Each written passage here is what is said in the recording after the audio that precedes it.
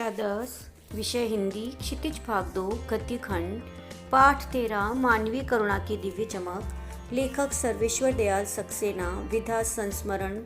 प्रकरण प्रश्नोत्तर रचना और अभिव्यक्ति।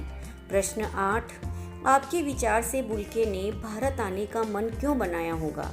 उत्तर, फादर बुल्के ने संन्यास लेते समय अपने धर्मगुरु के सामने भारत जाने की शर्त रखी।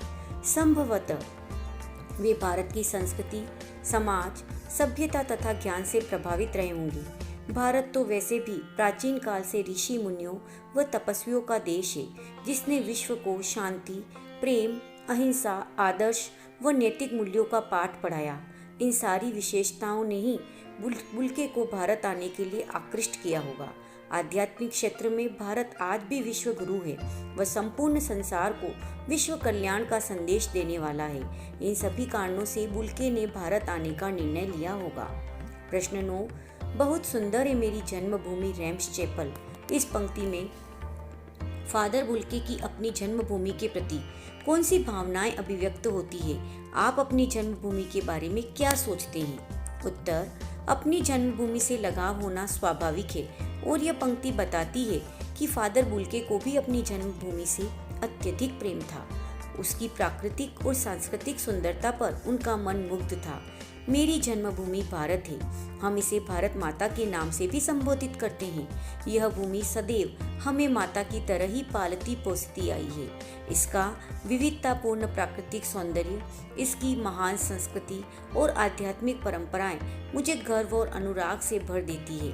यहाँ जैसी धार्मिक सहिष्णुता और कहाँ है? आज मेरी जन्मभूमि भौतिक दृष्टि से भी समृद्धि व संपन्नता से पूर्ण होती जा रही है। ऐसी भव्य भारत भूमि पर बार बार जन्म लेने और इसकी सुरक्षा और संपन्नता में अपना योगदान देने की अभिलाषा मेरे मन में सदैव बनी रहेगी। भाषा अध्ययन से संबंधित प्रश्न है। प्रश्न 10, मेरा देश भारत।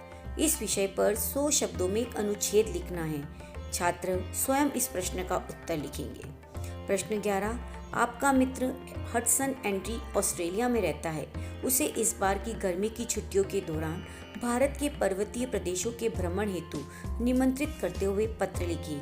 आपको एक अनौपचारिक पत्र लिखना है जो आप अपने मित्र को लिखेंगे और इसे आप स्वयं लिखेंगे।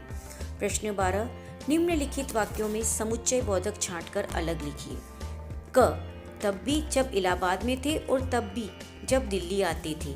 यहाँ पर और शब्द समानाधिकरण समुच्चय बोधक है। ख, माँ ने बचपन में ही घोषित कर दिया था कि लड़का हाथ से गया। यहाँ पर की समुच्चय बोधक है तथा ये व्यधिकरण समुच्चय बोधक है। वे रिश्ता बनाते थे तो तोड़ते नहीं थे। यहाँ पर तो समुच्चय बोधक पद है तथा ये व्यधिकरण समुच्चय बोधक है। ग, उनके मुख से सांत्वना के जादू भरे 2 शब्द सुनना एक ऐसी रोशनी से भर देता था जो किसी गहरी तपस्या से जन्मती है। यहाँ पर उत्तर जो समुच्चय बोधक है तथा व्यधिकरण समुच्चय बोधक है। ड, पिता और भाइयों के लिए बहुत लगाव मन में नहीं था, लेकिन वह स्मृति में अक्सर डूब जाते। यहाँ पर लेकिन पद समुच्चय बोधक है और समानाधिकरण समुच्चय बोधक के अंतर्गत आता है।